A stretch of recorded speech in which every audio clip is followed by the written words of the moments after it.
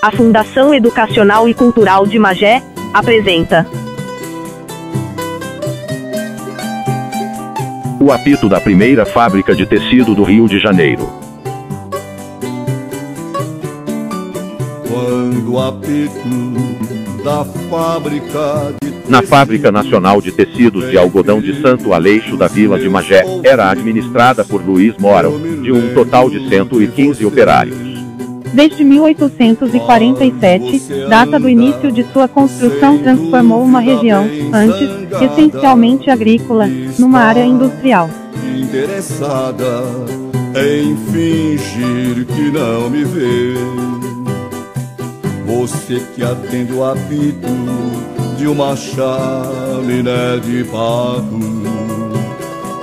por que não atende ao grito tão aflito da buzina?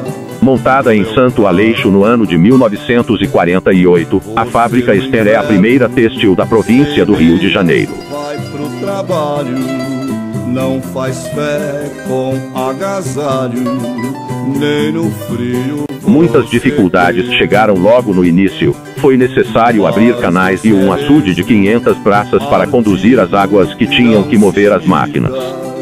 Quando a fábrica apita, 300 pessoas trabalharam na construção da fábrica, todas livres e a maior parte colonos de Petrópolis. você lê que eu sofro cruelmente com ciúmes do gerente impertinente que dá ordem. A força da máquina era de 60 cavalos e tinha 2.500 furos de 100 teares. Havia também uma máquina de descaroçar algodão que necessitava de 100 a 150 operários trabalhando diariamente.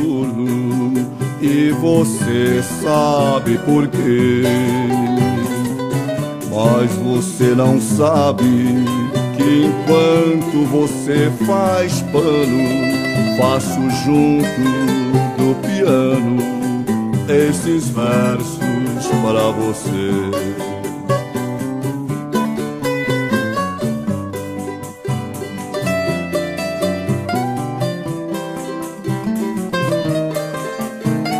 Em 1941, Otton Bezerra de Melo fundou a Companhia Fiação e Tecelagem Bezerra de Melo, incorporando a fábrica Ester. Já em 1948, foi construído o novo prédio que vemos até hoje, fechado em 1981.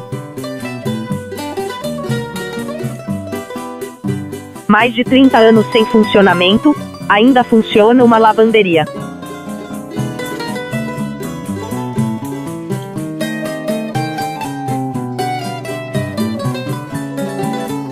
Todos passam, desviam olhares para essa construção, que já foi fonte de emprego para o povo de Magé. Vai pro trabalho, não faz fé com agasalho. Abandono total daquela que é a primeira fábrica de tecido da província do Rio de Janeiro. Mas você é mesmo artigo que não se imita. Hoje perde no tempo e fica na memória daqueles que ali trabalhavam. Faz reclames de você nos meus olhos. Santo Aleixo foi criado ao redor dessa e de outra fábrica em Andorinhas. Com ciúmes do gerente impertinente que dá ordens a As lembranças jamais são apagadas. Boas ou ruins, elas sempre vão permanecer trancadas em nossos corações. Muito soturno, vou virar guarda noturno, e você sabe por quê. Precisamos revitalizar esse espaço e dar vida novamente à nossa cidade. Enquanto você faz pano, faço junto do piano esses versos pra você. Graças aos empregos que as fábricas ofereciam, muitas famílias foram constituídas e viveram desse trabalho.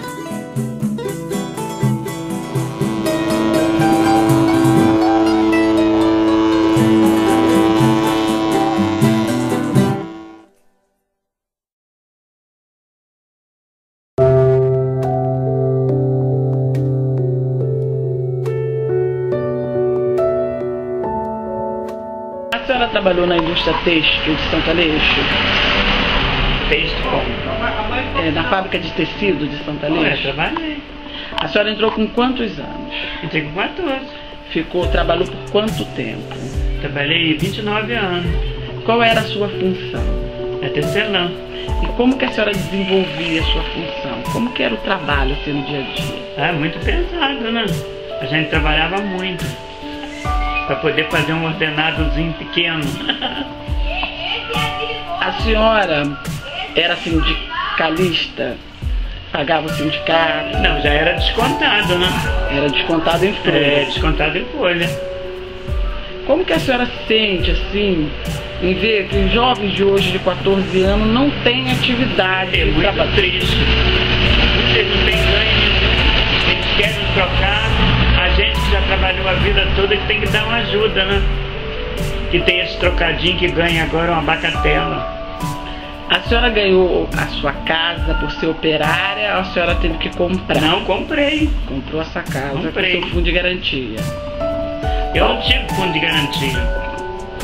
Qual foi? Lembra aquela época que a pessoa tinha que assinar um fundo de garantia? Eu não assinei, fiquei com medo de perder meu tempo. Aí não assinei. Qual foi a importância da fábrica na sua vida? A importância é que hoje em dia eu sou aposentado, pelo menos ganho pouco, mas ganho, quer dizer, né? A senhora, quando entrou para a fábrica, qual era a sua primeira função? Minha primeira função foi trabalhar na remeteção, remetedora de rolo, para ir para tecelagem. Aí trabalhei 5 anos, depois que eu fui para tecelagem, depois de 5 anos. Como que a senhora se sente quando passa em frente à fábrica e vê a fábrica fechada? É muito triste. Muito triste que hoje em dia você vê essas crianças, hoje em dia esses netos meus, muita criança aí está precisando de ganhar um trocado e não consegue emprego nenhum.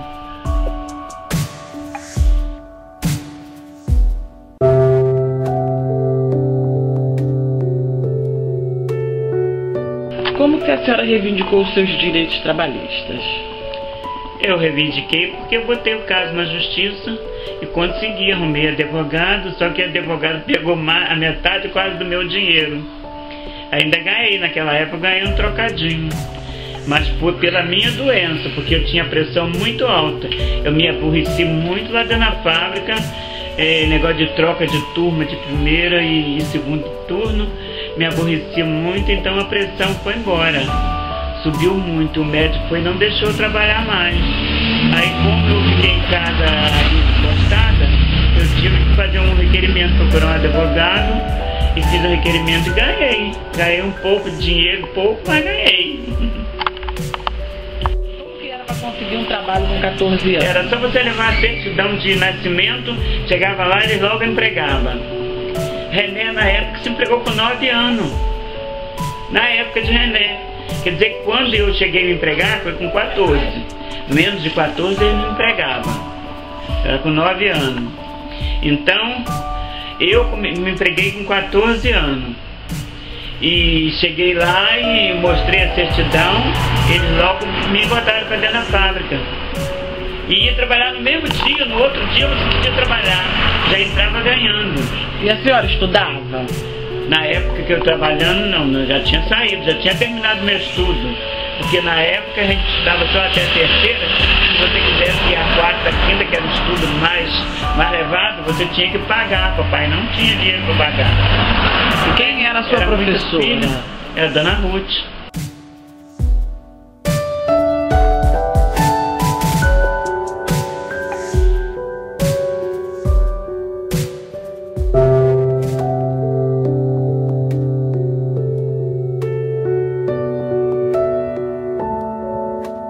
Comecei aos 14 anos, para 15 anos, não vim diretamente para a fábrica, fui para o Senai de Caxias, fiquei lá no período de 2 anos, me qualificando, eu sou marceneiro, e após esse período de qualificação, eu retornei aqui para a fábrica de tecidos, ao qual eu trabalhei de março de 87 a setembro de 91. Bom, foi um período em que eu também tive que me adaptar, porque o ambiente educacional não é o mesmo ambiente de trabalho. Você é um ambiente educacional, você aprende as tarefas executar as tarefas, mas quando você vem para a fábrica, você não executa essas tarefas de forma individualizada, e sim, você executa toda uma tarefa que seria, por exemplo, a montagem de uma mesa. Eu pegaria desde o corte da madeira até a finalização com o verniz. No Senai a gente já vai aprendendo cada passo. Eu vou aprender um dia como se faz uma cavilha, por exemplo, como se faz um corte de madeira. Aqui não, aqui eu pegava desde o processo inicial da madeira bruta e até o processo final, que era entregar a mesa já envernizada, a mesa já pronta para o uso.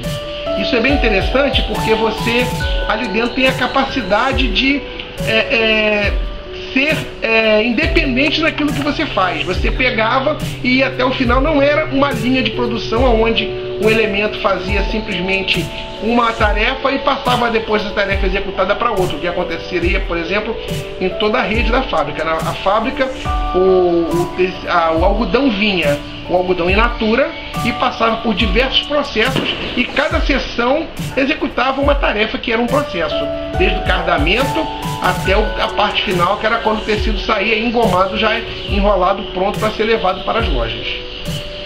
Outra questão interessante é que ali a gente tinha, por conta dessa independência que tínhamos, eu, por exemplo, aprendi a fazer muita coisa de oficina, que eu ia para o outro lado, às vezes precisava fazer uma peça, e como o pessoal da oficina estava envolvido fazendo as suas tarefas, eu nem sempre parava um funcionário daqueles para que fizesse um serviço para mim.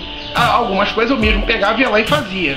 Por exemplo, se eu quisesse fazer uma ferramenta e o torneiro lá, o ferramenteiro estivesse ocupado e fosse uma ferramenta simples, por exemplo, um formão, eu ia lá, procurava um pedaço de lima, por exemplo, estava um formão para uma determinada tarefa que eu ia executar, eu lá pegava uma lima, então lá tinha as ferramentas lá, eu mesmo cortava, eu mesmo preparava aquele formão, trazia para a minha bancada, botava um cabo e eu já estava com uma ferramenta que eu fiz lá dentro da oficina, não fiz na parte da marcenaria.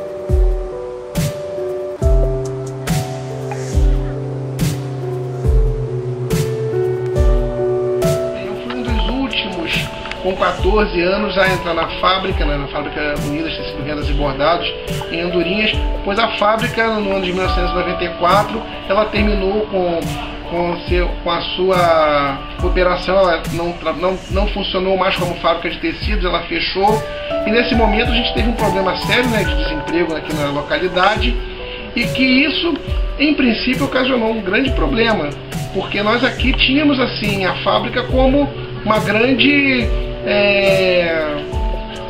empregadora. A maioria da população trabalhava aqui nessa fábrica, como também na fábrica Ester, que veio fechar em 81, deixando bastante pessoas desempregadas. E nesse sentido, depois não houve mais a entrada de menores para trabalhar na fábrica. O termo que se usava era até esse, era o termo de menor de 14 anos, que hoje a gente conhece como menor aprendiz. E foi um período em que, para nós que entramos na fábrica com 14 anos, foi um período de grande aprendizado. E a maioria dos que trabalharam na fábrica hoje executam ainda as suas funções como torneiro mecânicos, como pintores, como eletricistas, como marceneiros, pois saímos de lá com uma qualificação que nos dava a possibilidade de ter acesso a outros mercados de trabalho.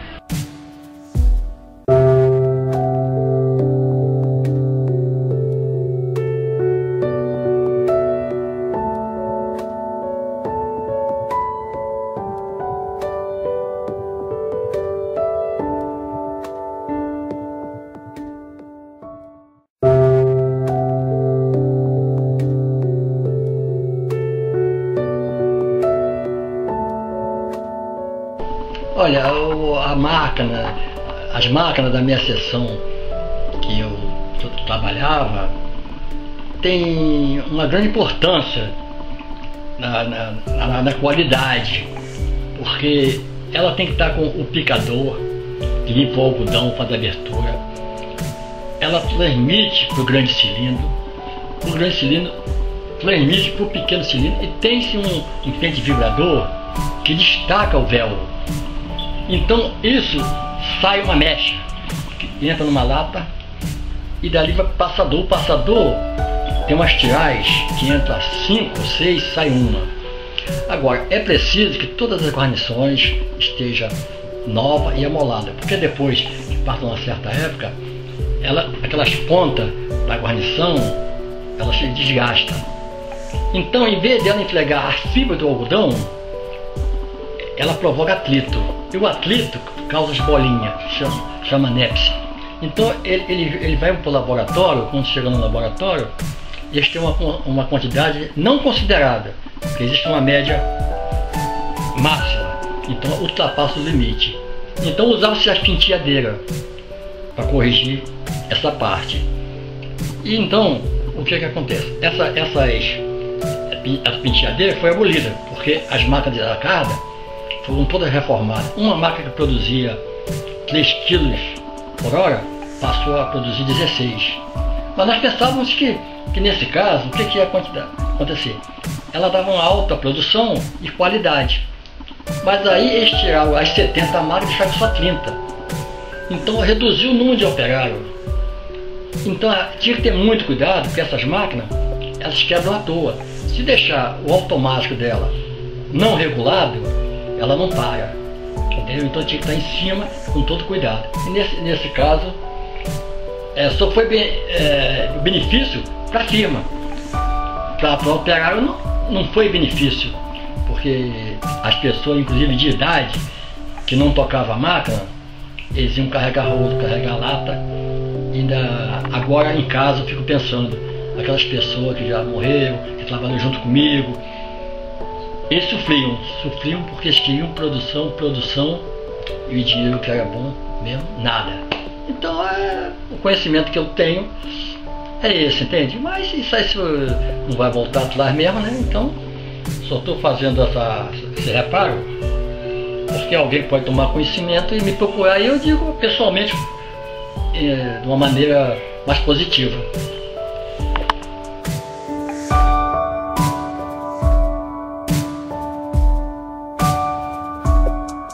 Qual foi a importância da fábrica na sua vida? Para mim foi muito importante, porque eu fiquei um período de 25 anos e 8 meses e mesmo com baixo salário consegui aposentar, né? E tive o privilégio de aposentar na lei de 25, saí novo ainda, pude ocupar outro emprego.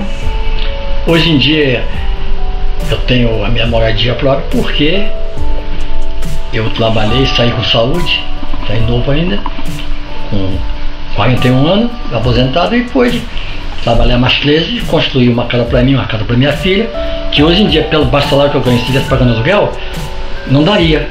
E hoje eu vivo mais ou menos tranquilo, porque não pago o aluguel, porque eu trabalhei num período de 13 anos depois de aposentado e eu consegui a minha moradia, né?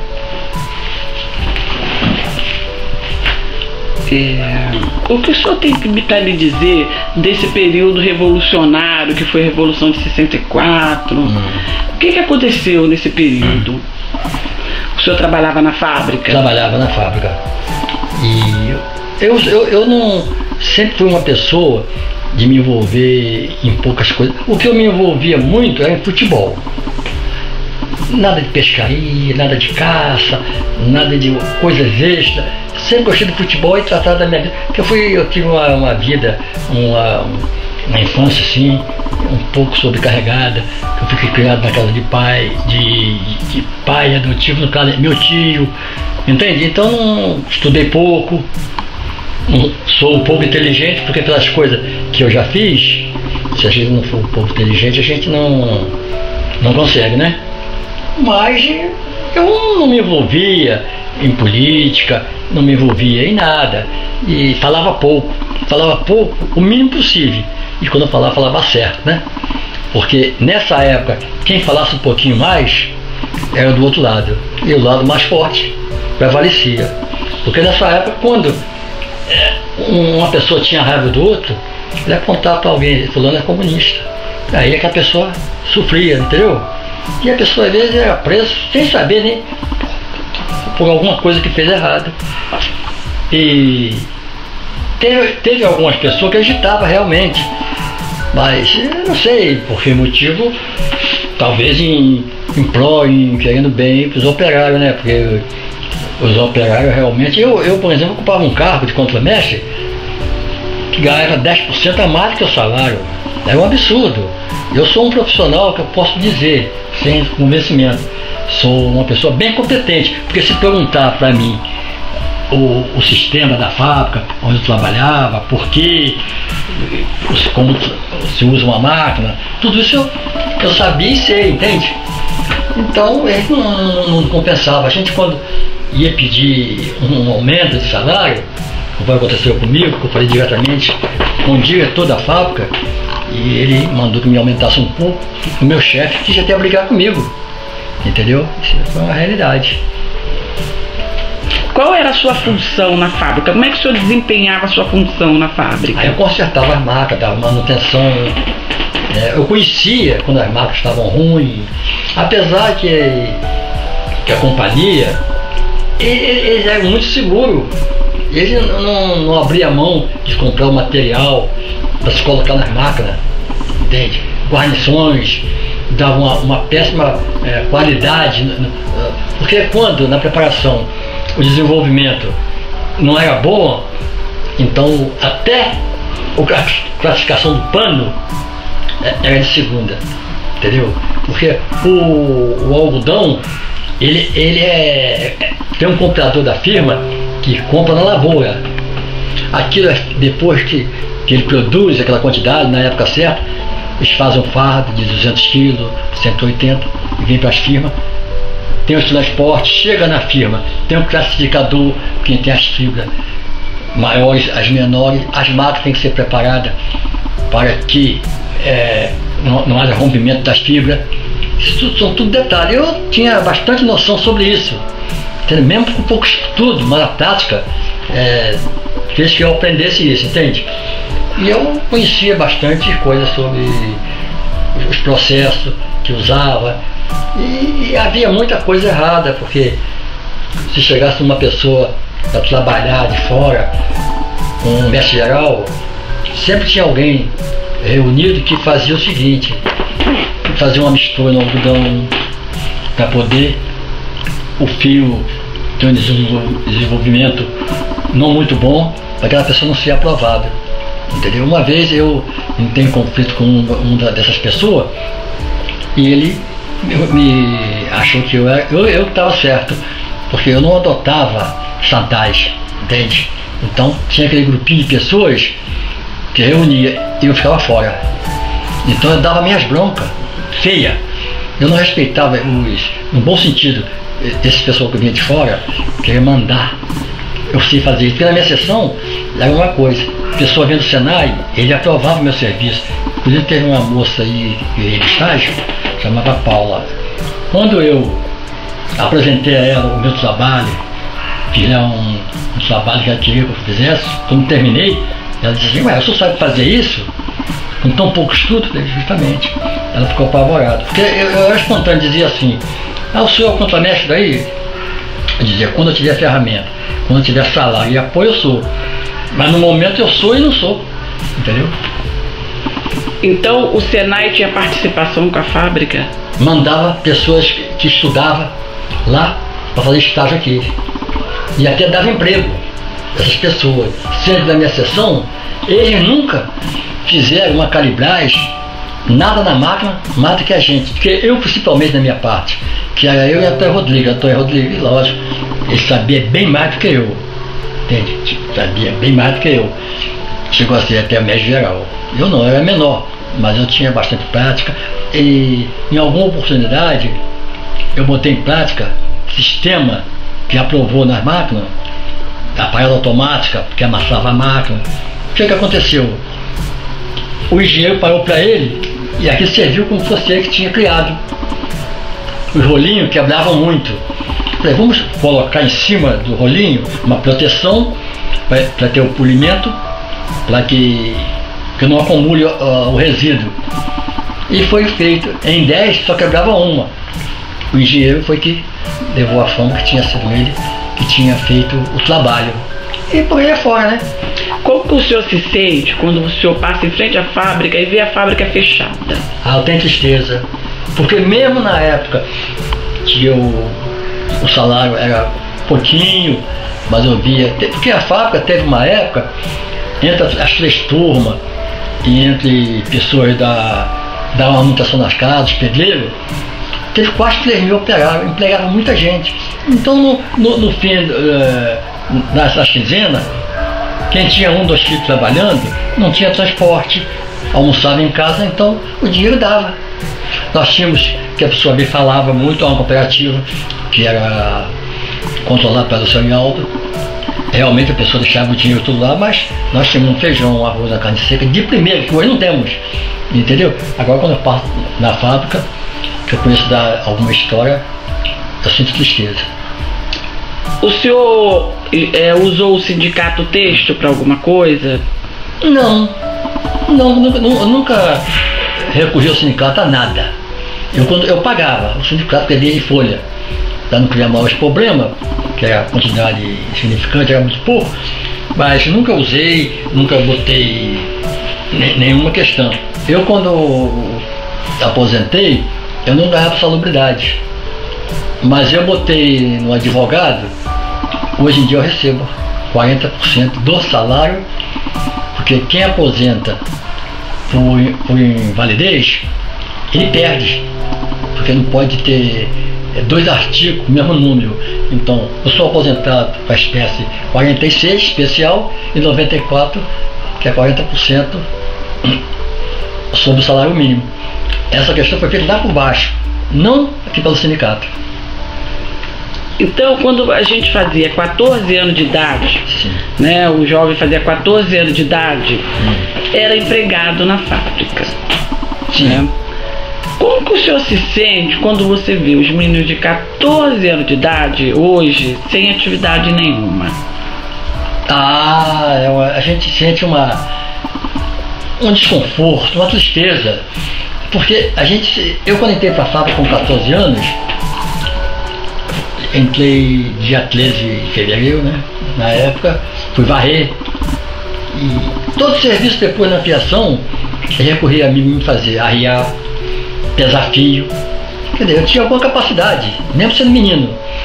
Então, quando chegava no fim do mês, eu tinha aquele dinheirinho. E esses meninos, por exemplo, fazem 18 anos, não trabalham. Perde até a vontade de trabalhar. Entendeu? Perde o ônibus. São 4 anos perdidos. Não é isso? Então é onde que a gente sente, né?